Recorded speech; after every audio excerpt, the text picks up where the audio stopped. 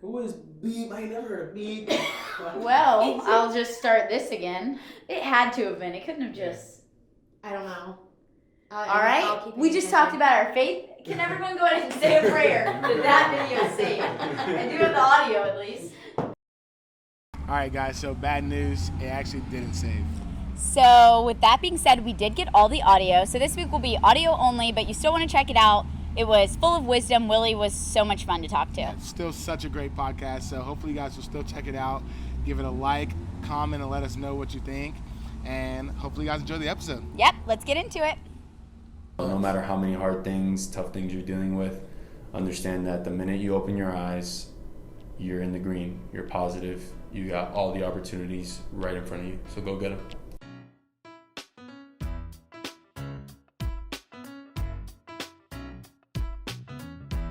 Hey guys, we're back. It's Ansley and Dewan, and we are so excited because today we have our special guest, Willie.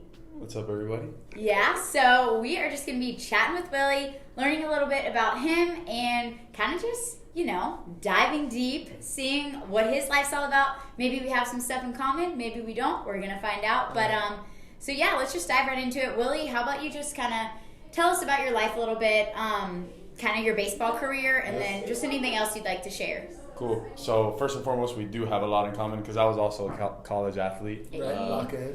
Yeah, but I went to University of Miami. Sorry, guys. I mean, it's pretty whatever. Relax for me. No big deal. So yeah, I grew up playing baseball in Miami. Born and raised Cuban family. So baseball was huge. That's all our family cared about, loved, and that's all I really loved. So since I was a little kid, 6 years old, started playing. Little by little, obviously, I started seeing that, I started kind of, that's what I wanted to do for the rest of my life, right? Yeah. So at probably 12, 13, I started really taking it very seriously. And honestly, to be honest with you, it was always serious because the Cuban parents down there don't mess around, honestly.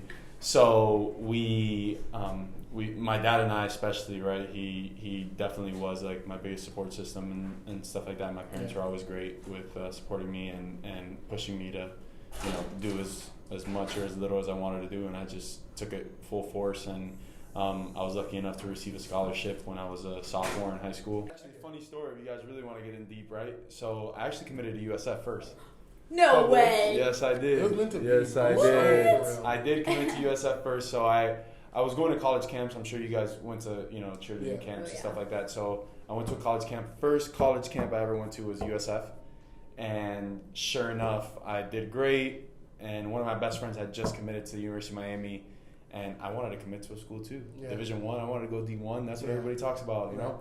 And sure enough, I came here to the camp, and they asked me to commit right on the spot. Before all the athletics was built, I was here, and it was just dirt everywhere. Right. You were no like, field, no where nothing. am I gonna play? So they were giving me like an idea, when you get here, it'll look like this and that, da-da-da.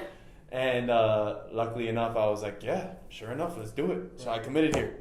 And long story short, things didn't work out. By the end of my sophomore year, I had committed to University of Miami, but I could have been here. I could have been a Bull too. Oh, yeah. That's all right. I'm one of your biggest supporters now. So Yeah. I find that really interesting. You said 6 years old is when you started baseball. Exactly. That's insane because I feel like a lot of people maybe when they're younger do like a different sport. Like I know I did like soccer, basically every other sport besides cheerleading. So like, did you ever face like burnout or like getting kind of sick of? Yeah, of course. So think about it. Like you don't love whatever you love. Obviously, you do as much as you can and stuff like that. But like sometimes it's hard to do, right? Like just because you love working out doesn't mean you're gonna love it every single day, right? So there was times that I was exhausted and I was like, man, I really don't want to do this, but because I knew that was my goal and that was my passion and this is what I wanted to do for the rest of my life. When I made that decision, it wasn't even a question, right? Like I didn't have to make the decision to go. Like that's what I had to do every single day was give it all I had. So even if I was burnt out, even if I didn't want to do it, even if my body was absolutely killing me, I still put in the work. I still half the battle is showing up. Yeah. So if you just show up, you have to go through the motions. And a lot of people say, don't go through the motions. Yeah, but if you go through the motions every single day, 2-3 times a day, you end up becoming good at something. Yeah. It's like almost impossible not to. Yeah, exactly. You have to. I low-key learned the same lesson, but I learned it the hard way because I played football in high school, started at a young age, got up to that age, 16, 17, when people say, oh, offers are going to start coming your way. You have good size, this and that, you'll start. But I was burnt out from it. I felt that way. And I didn't respond in a way of discipline. So I, would, if I could skip practice and get away with it, I'm doing it. If I could go through practice and do half reps, I'm doing it. All those kind of things. And then I saw at a point where, okay, now it's our senior year, all the people who are around the same talent level as me, they're going Division I, they're going to do these things, and I'm not getting the same opportunities. And that was around the time that I started cheer. And I was getting those opportunities in cheer, so I'm getting Division I scholarships to go to UCF or to go, here or there, whatever. And I literally promised myself, I wrote a note and I posted it on Facebook, and I still have the physical copy as well too, my senior year of high school. And I was like, you were really good at this and you got burnt out, whatever lame excuse you could come up with, but you let your foot off the gas and you didn't exhibit or experience the best possible case scenario you could. And I swore to myself, no matter what, do not do that in this sport. If you're going to do it, then do it or don't, kind of thing. And I think about that all the time, because there definitely is days, and it helped taking a year off last year, where now I'm definitely grateful to always be back. I think of that all the time, when we're at the games and everyone's like, oh, it's so hot. I'm like, man, last year I was at home doing nothing. It wasn't hot inside. So I would sure. melt, and thank you God for melting out here. Absolutely. So it's a little bit easier, but I think about that all the time. You know what I mean? You did this before and you hated the results. So now when you're experiencing burnout or whatever, go ahead and lock in and try to keep going through the motions, like you said. Yeah, and a lot of people love to use, again, I mean, you guys, your coach Savannah, you could ask her about it. I can't stand negative language at all. Yeah. Being tired is not real. That's just an excuse. Yeah. I'm sorry. I've done some crazy things in my life. When it comes to putting my body and my my mind through things that are very difficult. It's possible. It's possible for everybody. We're all humans. We all have 24 hours in the day. For example, right now we're sitting here at 9, 10 o'clock at night. You guys have been up since probably 5, 6, 7 o'clock this morning, going to class, going to practice, and now you're here doing this. It's the same thing. I wake up, I go to the gym, I go to work, and now I'm here. You still put in all that work. If you don't make an excuse for yourself ever, you're going to get things done. Yeah. Exactly. And I find, at practice, even if I feel that way, oh, I'm so tired, instead of saying it out loud, I'll literally be I got this, I'm not tired at all. Yeah. Reverse it, because it is a mental game, for sure. You know what's something I learned about excuses? One of my old coaches told me, and then I said, yeah, whatever, and I got to experience it in real life. And she would tell us that even a good excuse is a bad excuse. Yep. And because people say, I'm not making excuses, I'm just actually tired. Yeah. It's no, this is for real. No, it can be a good reason, but that good reason is an excuse. And I compete at partner stunt competition, so I'm sure you know what that is. Of course. You and your partner, you go out, you get to compete in 2021. And just because of what was happening on our team, we had some guys who needed to focus more on the team. We decided between our coaching staff and our team that nobody was going to practice for partner stunt all year. We're just going to focus on our team. Then we get to Daytona after we're done with our team. Our coach informs us, if you want to do partnership tomorrow, since you guys already qualified, you can go. We never practiced one time. Wow. So we went into a room, literally a room like this, the fake carpet, into this. It's so illegal to stunt on it. We did it anyways. I throw stunts with someone I haven't stunted with in 4 months because she wasn't my partner for the team routine. And, we put together a routine. Her dad's bringing us tacos. We haven't eaten since 1 o'clock. It's 10. We're making this up, and the competition's tomorrow. And so we put together this routine. We're all right, we're going to try it tomorrow. And, whatever, we go out there tomorrow, and we're able to do or the next day, we're able to do some great things, but we dropped our last stunt. And, nobody cared. Nobody cared. They're oh, you didn't get to practice, or, you had to make up your routine.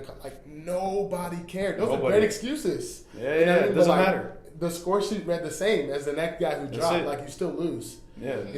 And I remember that so deeply. Anytime I think of something like that, oh, I'm tired, or oh, I'm this, or I'm that, or my partner's not doing her job. It doesn't matter, and nobody cares. When you drop. Nobody's gonna care why you're gonna lose. And so I try to carry that. Obviously, sports go directly to life, so I try to carry that through my life as well. It's just nobody's going to care why it's happening. If it happens, and you're done for. So that's it. Yeah. Just in stunts, too, oh, sorry, our hand was gripped a weird way. what if that happens in the routine? Are you just going to Yeah. be like, whatever? Or no, like, you're going to do everything you can to save it, so why not do that every time? Yeah. I think it's a perfect example. You guys at Nationals last year. I'm not sure if it was Brooke or somebody got one of the stunts. I'm not good with the cheerleading terms, but You're good. somebody I think held Brooke's hair. Like they were supposed to hold it right, like, It was and somebody literally held her hair to like stay up, and then I think somebody else like held one of the jerseys up like that or something, or uniform. The jerseys. Sorry. The All the jerseys. things, whatever it is. Like there was no excuse. It easily could have dropped and said, "Oh well, I'm supposed to get her on the shoulder. I missed her shoulder. Sorry." Yeah. But like, no, you guys didn't make excuses. You got it done, and then of course you win. Right. Like It's not gonna be the same those every are the time. things that just have to be done. And this is one of the cool things that I like to kind of. You guys could test it out when you're with the team. Every time you hear somebody say an excuse or speak negatively at all, just bring up. There's always a positive with a negative. Always. Yeah. Somebody says, "Oh, it's too hot." Well, at least it's not too cold. Like it could be cold, right? It's not freezing. Yeah. Oh, but it is hot. Well, it's also not cold. I'm right too, Yeah. right? You just choose to think however you Yeah. want to think, right? So if you put your mindset to be only on positive of every situation, you're not going to make those excuses because you're going to get it done. 100%. I 100% agree. I think my method right now, I think it makes people mad until they realize that it actually helps them. But I just do it anyways because I know the end result. And I usually there's the push-up system, which a lot of people have experienced, is like negative self-talk. That's what gets me. Like, I hate when people say, like, I suck, or like, I do this. I'm like, when you're on the mat, you're the only person's voice who you're going to hear for real. You know? Yeah. Like, coaches can scream, your mom can scream in the crowd, people could cheer for you, whatever. But, like, you're about to do a back handspring pull-up. Like, you're the only person who can talk to yourself.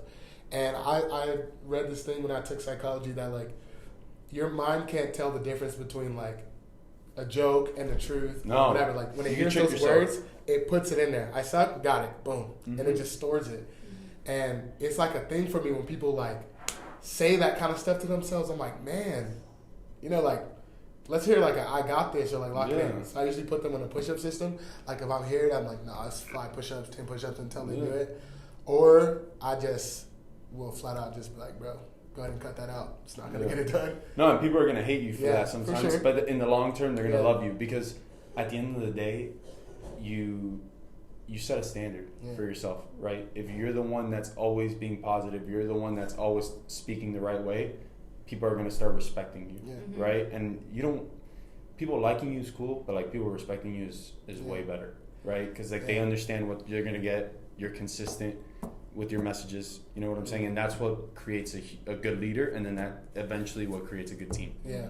Right. I learned a similar thing in the same year that I was telling you about our team routine. We had honestly just some culture issues with not everybody really being on the same. It was right after, so 2020, our Nationals was canceled. And then 2021, we're getting to compete again. We had a lot of people who didn't compete, a lot of people who forgot what it took to go out there and put out something that you're going to be really proud of.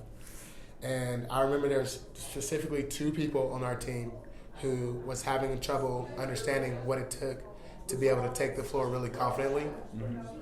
One of them was my stunt partner. And I from my stunt partner, I'll let these people pass. All in our studio, doesn't make any sense. No, but so there are 2 people on our team who I specifically remember struggled with knowing what it took. And one of them was my stunt partner, which everyone will get to see very soon, how I trained before I take the floor. It's kind of insane. A lot of people think that, but like when I take the floor, I want to know I did everything I could, and so far it's worked out. So that, and then also there's this other guy on our team who was a shoulder stand of one of the pyramids. And me and my stunt partner, we had a thing where, like, every time the music plays, we're going to do our stunt. We're never going to mark it the whole season. Because why? We're never that good to where we can say, we can skip this rep. Yeah. So, and I remember there was a day where she didn't want to do it. Her back was hurting because it was the first day we're adding tumbling into the routine. She's, like, dying from cardio. And I'm like, no, we're going. And she's crying real tears. The whole team is like, Dewan, don't be selfish. Like, let her. And I'm like, no, we're going, and I don't care. And I pushed her to that edge. And eventually she got over it. Whatever, we took the floor, we did great both days. That was amazing. And then the other guy, he would do this thing where our coach would say, all right, you got to do 3 pyramids, then you can go home.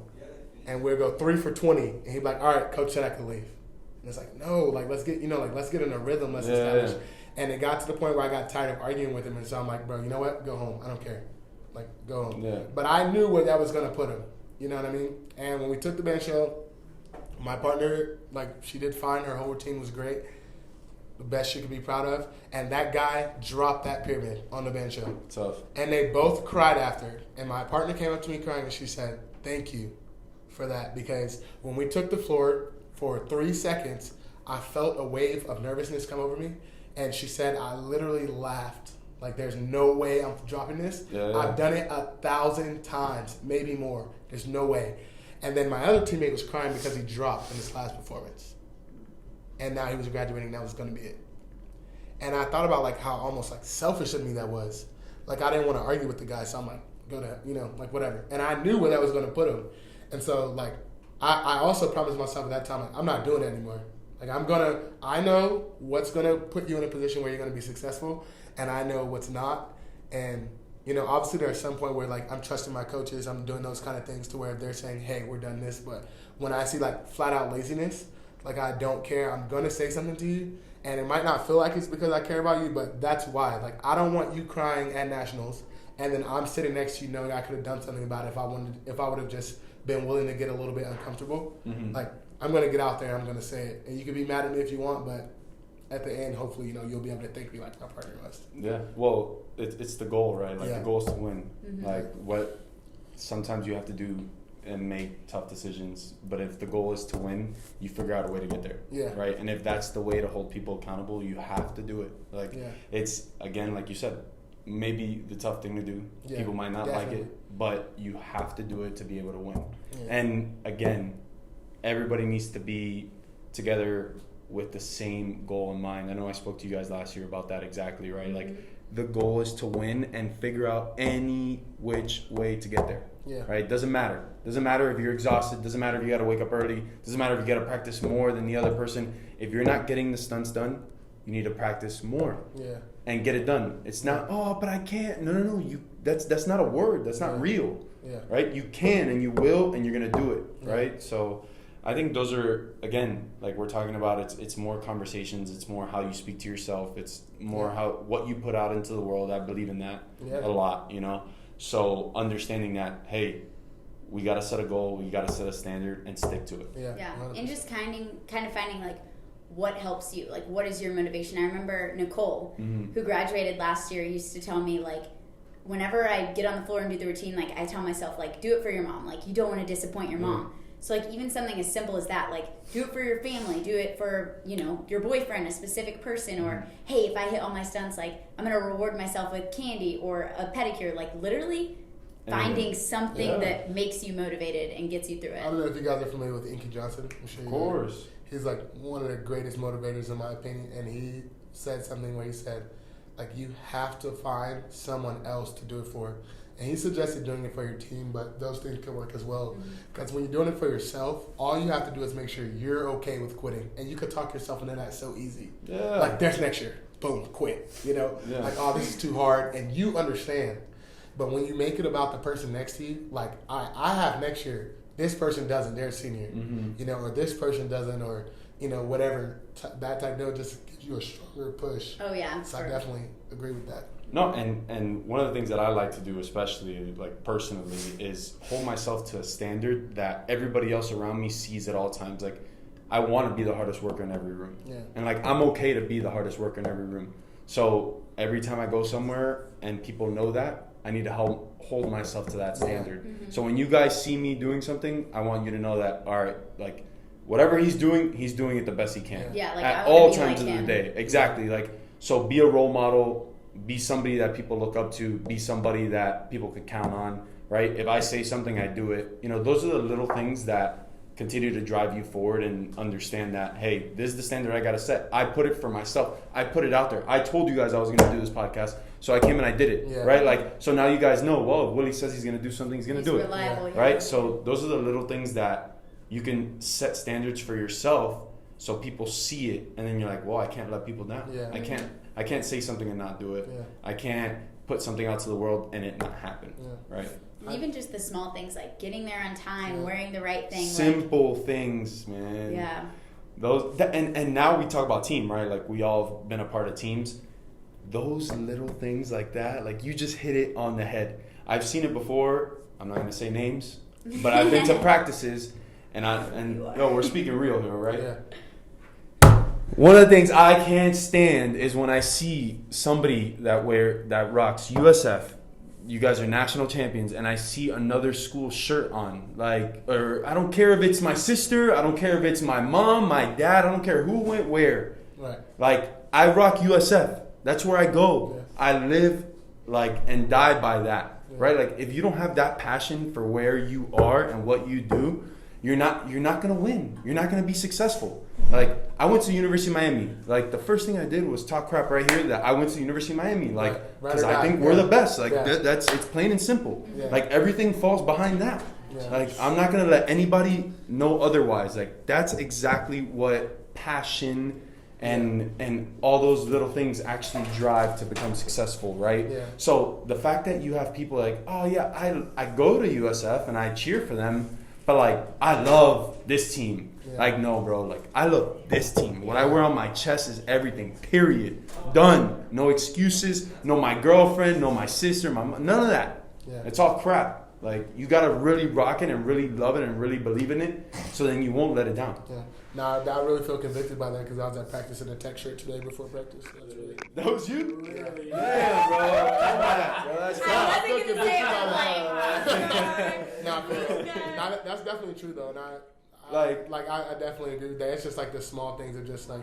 But like, you've been to a lot of places, right? Yeah, You've been in a lot of schools, right? So like, it's okay that you have that passion, but like, you can have that passion after you leave here. Yeah. But like if you're gonna be here, like, buy into this. Yeah, 100%. Right? Like, we gotta buy every into little where you're thing at. says, hey, no, I'm 110%. Yeah. And it's not like our program's bad. We're back-to-back national champs, right. so Yeah, you can rep it, yeah. you know? No, but like, it doesn't matter if you're not right. Like, I even remember last year, like, we talked about it. It was like, okay, maybe last year was lucky, but like, all right, do it again. Right, And like you this guys did team it. isn't national champs yet. Yeah. Like, now do it again. There's somebody here without a ring. Like, get them a ring. Yeah. Like, you're really here. Like, you guys are really it. Yeah. So, like, knowing it, you had to know it before you did it. Yeah. Right? Before that first ring came, you guys knew that it was possible. Then the second one came, you know it's possible. Now, there's no stopping. Yeah. Like, we are the best. This is the standard. Like, I don't want to hear anymore. I haven't seen championship. Who the hell? I don't care about This is gonna be Like, great for the podcast. straight up. Yeah. Like, No, it's going good. We're Facts doing are it. facts. like, what do you mean? Like, Facts so are why facts. are we talking about everybody else? The only person you guys have to talk about is USF Bulls. BULLS. That's Lock it. in. Like, It spells Say better the than that. cheer. Say the cheer. yeah, like, No, for sure. Yeah. Tell me, like, all right, obviously you went through your journey, get into professional baseball, and there's no, like, professional cheerleading, but even get into, like, this level of where we are now, there's, like, so many times where you're just tempted to quit, Like, have you experienced that? I imagine you have, and, like, how'd you work through that? Man, well, for me, the first time I honestly ever even thought of quitting was during injuries. Man, you're sitting by yourself. Oh, I'll give you a story. So I was in California playing in the minor leagues with the Rockies, and I dive in the outfield, break my hand, and they send me on a flight to Arizona, which is where our spring training complex was.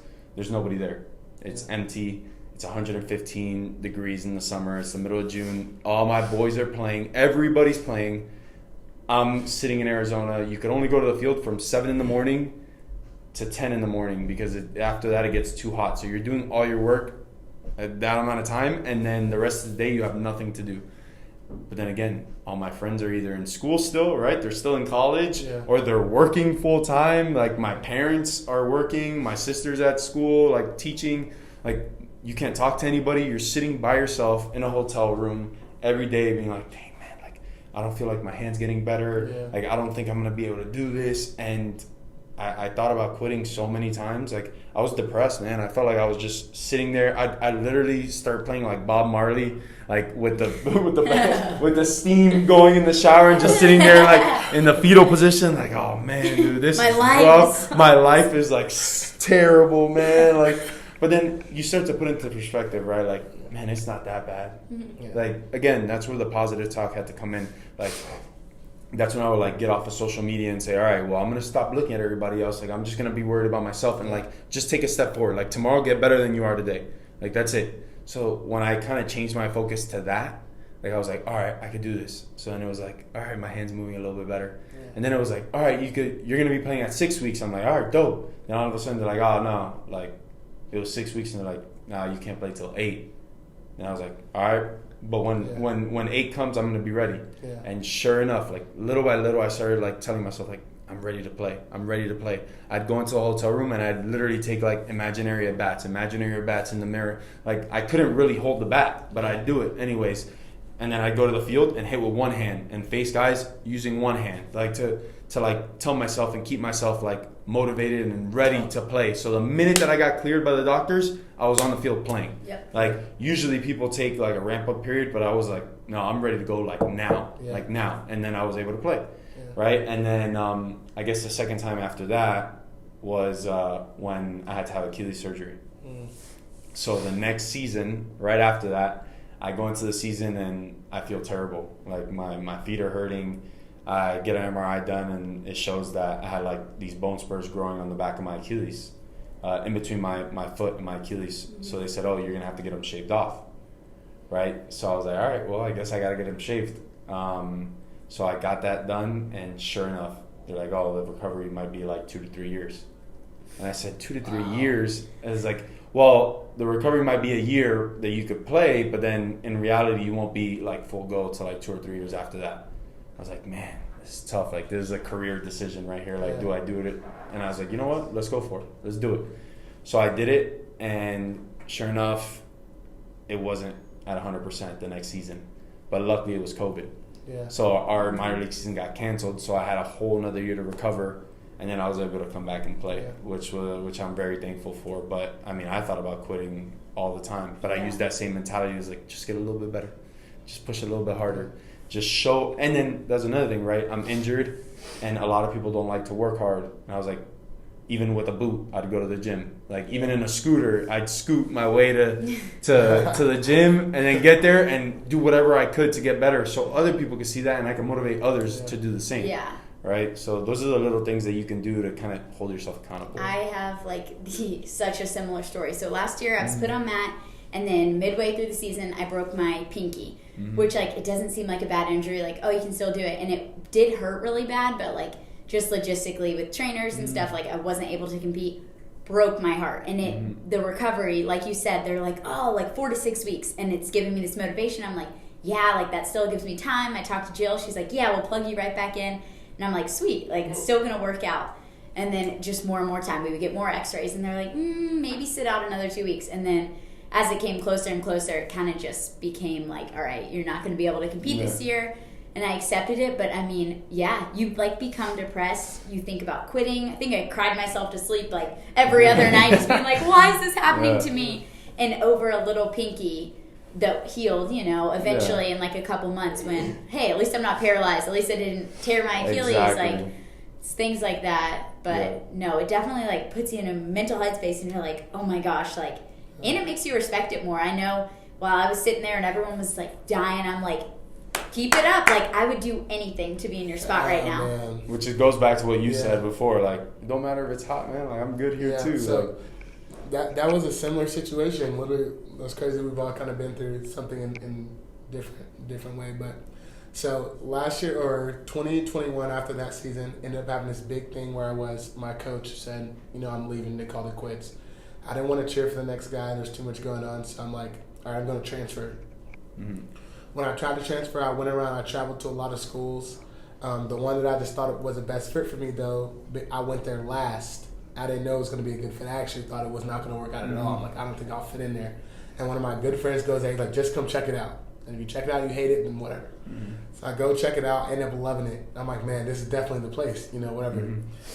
So I decided I'm going to go there, but it's so late, like close to school starting. But they're like, don't worry, we can get you into the school. You'll be accepted, this, and that.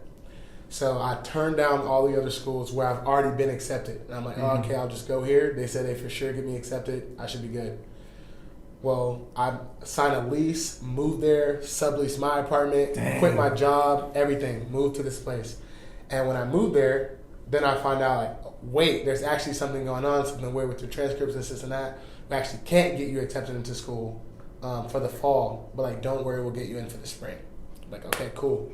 So I lock in, I'm going to work. I'm expecting to be into the spring. They're still allowing me to practice, which I'm super blessed that happened because I wasn't sitting stagnant for so long. But, with this hope of like, by spring I'll be a normal student, whatever. But I'm sitting out of football games. I'm sitting out of, all that stuff at practice that's for game day because I'm not doing it. So then I'm like, all right, just watching certain people like complain about it. And it's like, man, like I would literally beat you up if that meant we could switch spots, know? And they have it, and they're like, "Oh, we gotta do a foot." It's like, man, I would be loving to be out of breath right now. So all of that stuff happening, and then as we're trying to work out my transcript issue, like you just kind of started to see that the people who were in charge started to lose hope, which that's how I kind of found out. Like, wait a minute, whatever, because we're practicing for nationals, and they're like, just in case, go practice Duan swap. And it's like. Whatever. And then so as that started to happen, and then when we actually like selected the nationals team a few weeks before the semester, like they put someone in, and they were like, like if you get in, we'll put you in that spot. And I'm like just praying to God every day, like God, please, like let me, do this. Like I love this so much. I try to glorify God through cheer as much as I can. And I'm like just praying for that, like please God. I'm at the airport. I was actually flying back from Tampa. I get a notie on my phone. I check it. It's an email. They're like, you've been accepted. Congratulations. Wow, man. So I'm like, let's go. I get up. I'm freaking screaming through the airport, looking like an idiot. Literally looking at me like, what are you doing? I'm playing Thug Motivation by Rod Wave. I'm like, yeah. they let me in. Like, it's over. I'm going to go so hard. I'm going to do this. I'm going to do that. I fly to Lubbock. I tell my team, hey, I'm in. Everybody's pumped, whatever. Bro, 3 days later, they called me. They said it was an accident. No. Yeah, they said it was an accident. Like, sorry, we actually didn't let you in. Your transcripts still have the same issue. We couldn't get you in. Sorry. Like you're removed from classes, removed from everything, done, pulled. Wow. So were you already back in practicing the routine with them? No. This was probably our break. So let's say I fly back on January 4th. We start practicing. This is right before school again. Yeah. Okay. Gotcha. January 8th we start practice. I fly back January 4th. January 7th they call me like, hey, you're done. And they're like, yeah, this isn't gonna fly, whatever. And so it was like this roller coaster of being really hopeful, and I kind of let my guard down, like thank God, whatever. And it was like the opposite way, a hard crash. And I remember at that point, I'm like, bro, I'm literally done. Like my career's over. There's no way, you feel me? If I'm not gonna be able to get this issue of my transcripts handled, then that's it. I'm not gonna be able to get in anywhere. So. It was so hard to still train, still practice.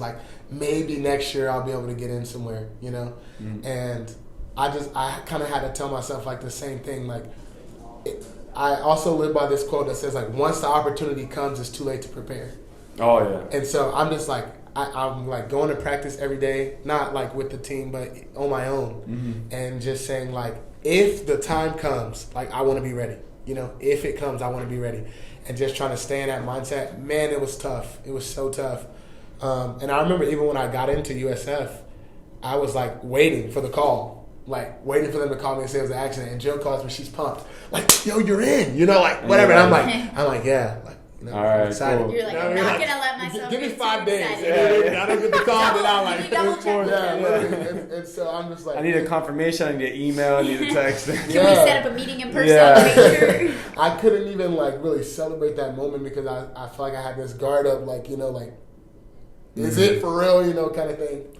And just throughout that whole thing, for me, it was my faith. I had to just trust in God for real because that was just a scenario. I had to pray and say, God, or how they say you pray for rain and then you prepare the fields for rain. I feel like I needed to do that.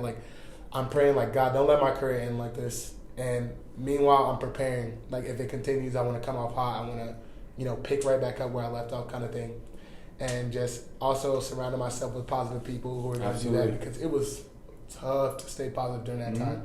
so tough. And now, like in retrospect, I'm so thankful for that. Like I would have loved to take the floor with like where I previously was, but like there's so much stuff that I learned sitting out, like watching other people. Like I said, like the appreciation I have just for even the stuff that everybody wants to complain about. Like all those things would not have happened. I'd have been just like you know, like an average person just complaining about it and all those things had I not really got to see that perspective. I also had to figure out how to help my team without being able to touch a skill. And I feel like that is not something that like a lot of people think of, because I definitely did it before. You know, my role was, you know, I want to be on the floor, everything I touch I wanted to hit, and that was it, done. Type deal. But I wasn't able to do that. I had to try to, you know, influence my team to do better in a way that I was not used to. And I just, in retrospect, like I literally thank God for that year where I just had to spend like in that waiting place, like growing closer to Him, learning to depend on Him more, and then also like developing my character, developing as a leader, developing in all those ways. As hard as it was, like, and that motivates me now for these days when I feel like quitting. You know, like when there's something going on and it might not be true, but even outside of it, like I remind myself, like if God did it before and it worked out, He'll do it again. And I think like, remember how grateful you are for that year. You would have never taken off. Yep. And those kind of things, I think this helps me like continue to push through things that are really, really challenging. Yeah, and one of the things you talked about was faith, right? And like faith is like, I can also relate it to like blind love, right? Like you don't see it, but you fall hard for it, right? And that's okay. Like that's one of the things that us as athletes learn, and I think helps us in real life. Like we might not see it physically, what's in front of us, right? Whether you say God or a championship or anything, right? You don't see it in front of you, but you believe it's there, and you believe it can happen, right? And if you believe that you could give something everything you have and have no fear of falling short, it doesn't matter. Like you can't have any fear of anything other than what's in front of you, right? And you continue to push through it and know that, hey, I'm gonna get there. Like I know it's there. And no matter how many obstacles you throw in front of me, I can still see the goal, right? I can 100%. Smell it. It's literally right there, right? And I think that's what helps us, right? Like there's so many stunts that you do that like regular people don't think are possible, right? And it's like you had to see it before you did it, or sometimes you don't even think like there's no way I can do that. And then you do it, right? And then it's like, well, if I didn't like go for it, like if I didn't go 100% into it. Still recording if it went black. Let's check. Did it just go black? No, I'm not just sure. Noticed it. Run it back, everyone. Oh no. You're lying. It would probably have been in the past like 2 minutes or so. A while ago, have you been stopping and starting? A while ago, I heard the little doo-doo that happens when you stop recording. That was mine. And I was like, oh, maybe that's no, it wasn't that long ago. No, I had to stop mine. I stopped it, but I had to stop it because it literally like said like 0 minutes and then just stopped recording. And I was like, okay, let me just. But it's been fine ever since? What? It's been fine ever since? Yeah. It just stopped for a second and I was like, that's weird, so I had to restart it. Yeah, this one looks a little long. Which is good. Huh. Let's. That's 4 times. Who is beep? I never heard beep. Well, I'll just start this again. It had to have been. It couldn't have just. I don't know. All right. We just talked about our faith. Can everyone go ahead and say a prayer that video saved? I do have the audio at least, so that's good because we can always do a picture. 100%. Phew. But okay. Well, I guess we can go ahead and get into our next topic. So this is something that I know you and I have in common. I'm not sure if Dewan does, but long distance relationships. Ooh. Yes. So my boyfriend and I have been dating for like a year and a half. He lives in Texas now, so it's like a 17-hour drive or a 2.5-hour flight, which I always take the flight option. But obviously some days are so much harder than others, but kind of just tell me about you and Savannah doing long distance. Was it ever so hard? Struggles with that? Kind of just give us the juicy details. Yeah, I mean, definitely it's really hard, and I'm never gonna lie to you and say it was easy. It wasn't easy at all, but I think one of the things that you really have to find when you're in a long distance relationship is how to kind of sacrifice time, right? So, like, even though we had to get on a schedule and like understand like, hey, this is the times that we talk no matter what, like this is when we're going to be able to speak, this is when we're going to be able to be together, talk, and kind of talk about how our days are going and stuff like that. I think that was like kind of the most important part, is like getting into a routine. It might be boring sometimes, it might be annoying, but it keeps you together, it keeps you on the same team, right? Like we talk about that all the time, is like being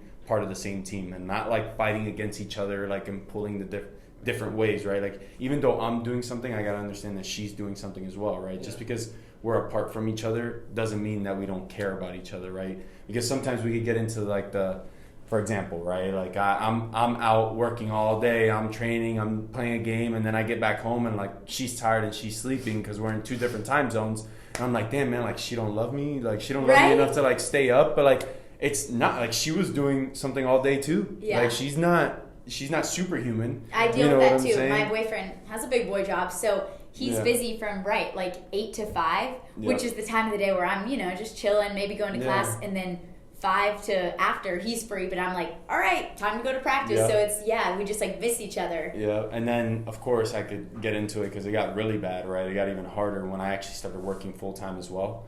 So I'd be working from like 8 in the morning till 3-4 o'clock in the afternoon. Mind you, while I was already at the field getting ready to play a game at, we get to the field at 1-2 o'clock for a 7 o'clock game at night, and then we don't get home from that game at 11 till 11. So I'm working from 8 in the morning to 11 o'clock at night. It's like, where's Savannah? Y'all's like, text thread is like, hey, exactly. Good morning, baby, good morning. All right, good night. Love you. So it's like understanding like the walk to the field, right? Like I used to use the field as my office. So I said, all right, well, if I have a 15-minute walk to the field from my apartment, there's 15 minutes that I could talk to Savannah, right? Like the walk back. All right, I'm talking to Savannah on the walk back. Hey, maybe the guys want to do this and talk that. Well, I need to give those 15 minutes to Savannah, right? And like understand that, like that means a lot to her, right? Even if she's frustrated, like, I haven't talked to you all day. Well, at least she's complaining. Savannah's about to cry. Yeah. Guys, Savannah's over here like Savannah, so a little background. Savannah is one of our coaches at USF. Willie's her boyfriend, and she is like so emotional right now. That's so sweet. But no, 100%. And I hate to like relate everything back to when you don't have it, you appreciate it more. But it's like, even though we do long distance, the time I spend with him, I mean, I'm like all in. I'm like, I don't even want to be on my phone because this 3 days that I'm with you, like I just want to soak up every minute because I know I got to go back to Tampa for months, Yeah. So we really do cherish those moments together, right? And we appreciate those moments together. And even like, we both work from home even now when we're here, but when you're in the same house and you're both on calls all day, like for example, today, like it was 4 o'clock and we got out and we're like, hey, what's up? Like, how are you doing? Like, you've been here. Yeah, you've been here the whole time. Like, I was on call, she was on call, she was inside the house, I was outside the house, like we're going back and forth, and then all of a sudden we pop up our heads and we're like, wow, even though we were here together, we didn't spend any time together. And like that's okay, right? Like we're human and we have things that we have to do, but we have to understand those. She was on the phone with one of her friends when I came out of the office. She goes, hey, like I'll call you back, like. Me and Willie have 10 minutes together. And it's like, wait, but don't you guys live together? Like, but we weren't really together, So like, we understand that maybe we might only have 5 minutes. We might only have 10 minutes at certain times, but like, we make the best out of those minutes. I think it's really cool, and this is my favorite thing about sports. This is why I think it's so important. Like, whether you cheer at a high level or play basketball at a high level or don't, but like just getting involved in sports. It's because I think it like teaches you character. Like you get to go through an experience that really takes a lifetime to learn, like in a season or in a practice or in anything.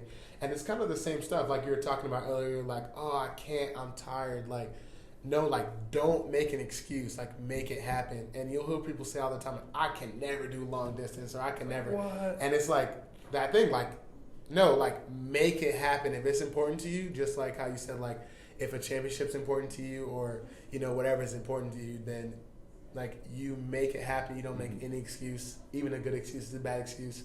And, like, you're walking to the field 15 minutes a day, every day. Like, I will find time to fit this in because I value it. Yep. And I feel like that's a characteristic that you can learn in sports, maybe from going through a season or going through whatever, that the only other time you can practice that is when you're already 20 whatever in a long-distance relationship. And now you know what I mean? The first time you get to You know how to manage your time. Yeah. Yeah. I'll give you another backstory, like I told you about, working and playing. Savannah and I were sitting in my parents' house one day, and right before I left for a season, and I think it was 2 years ago, and we're sitting there. And I had just gotten an offer to take a job, which I've been doing ever since, right, in sales, in tech sales. And I told Savannah, I'm like, Savannah, how am I gonna do this? Like, I'm exhausted during the season. Like, how am I gonna work from 8 to 4 or 5 o'clock? Like, how am I gonna handle this? And I remember we were sitting there and trying to come up with ideas, like what we can say, and then finally it got to the point where we were both like, just do it.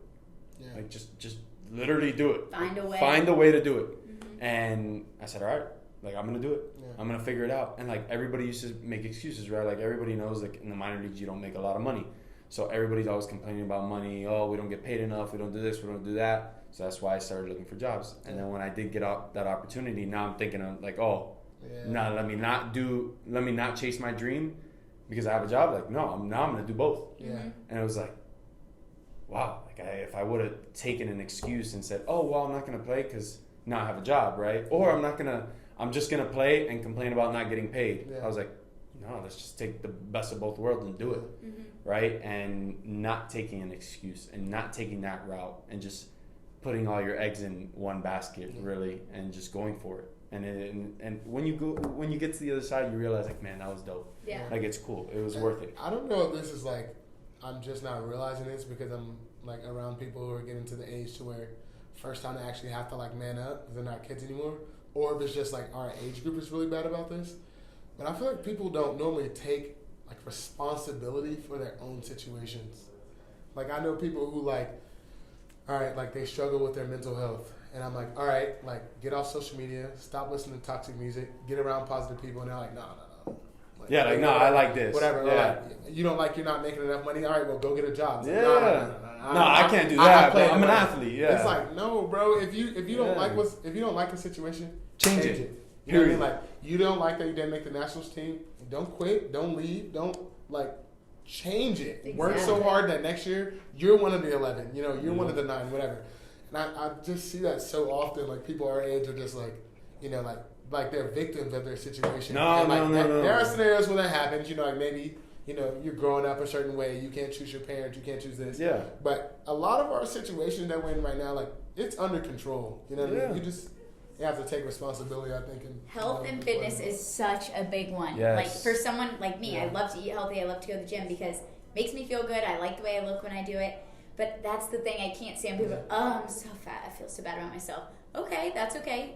Have you gone to the gym lately? Have you put anything but McDonald's in your body? It's dude, you're the one that can change it. So. And you make decisions, right? It's I don't have money. Well, if you're going to McDonald's, they also have a salad. There's choices that you make on a daily basis, and if you make the right one, things go the good way. Yeah. If you don't make the right one, then it's gonna go in the bad way, right? And when it comes to your situation where you grew up, use the positive.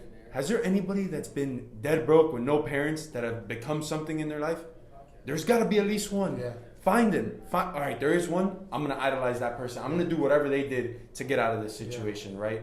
If there's somebody that had, from a single parent, that was able to make it out of the hood or out of here, out of there, and did this or did that, take that and make it. Yeah.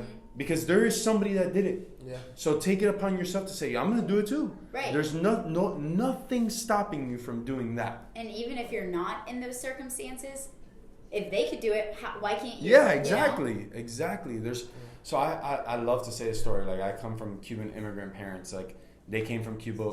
They built a life for themselves. My grandparents built a life for themselves in Cuba. They were very successful because they didn't like the political views of what was happening in Cuba. They came here to the United States to look for a better life. They had zero again. Yeah. So what did they do? They built from scratch again with nothing. And then me, in my eyes, I go, man, if they did it twice, why can't I do it once? Yeah. Mm-hmm. Why can't I? I was born here in the U.S. with so many opportunities, endless opportunities. I'm going to take advantage of them. Yeah. I'm going to do everything I can to work as hard as I can to take advantage of them because I have a family that made it. It was stripped away, And they came here and they did it again. Yeah. How hard do you want to grind? Yeah, like Lock how in. bad? I mean, how bad do you want it? Like it's really that simple. Like if you, this isn't Inky. This is E.T. Yeah, I You know love E.T. E.T. too, Oh, man. right? If you want it as bad as you want to breathe, you can do it, right? Yeah. If you go into the water, you want to do anything you can to get out of it. Yeah. So do it. Yep. You know, it's pretty cool to kind of put it all into perspective because when For you sure. simplify it in that way, you understand that anything is possible. For sure. Right, like life, there's endless amounts of blessings out there. You just got to go get them. For Right, sure. God wakes us up in the morning, Facts. and we could do a lot Yeah. with the rest of the day. Highlighting on every little thing like that. Yep. Yeah. Okay. All right. Well, we'll say this to wrap it up. We have millions of viewers out there. It's crazy. If you could share with them one specific thing for them to take from this podcast, take it with them for the rest of their lives, what would it be? Oh man, I'd say look at all your blessings, man, and from the minute that you open your eyes to the minute you go to sleep, like be thankful for it, because don't take that like lightly. There's people that don't wake up in the morning, so if you did, you woke up on the right side of the bed. Period. You know, no matter how many hard things, tough things you're dealing with, understand that the minute you open your eyes, you're in the green. You're positive. You got all the opportunities right in front of you. So go get them. Thank you so much for Pull it coming. up. Thanks for having me. It Of was course. Yep. awesome.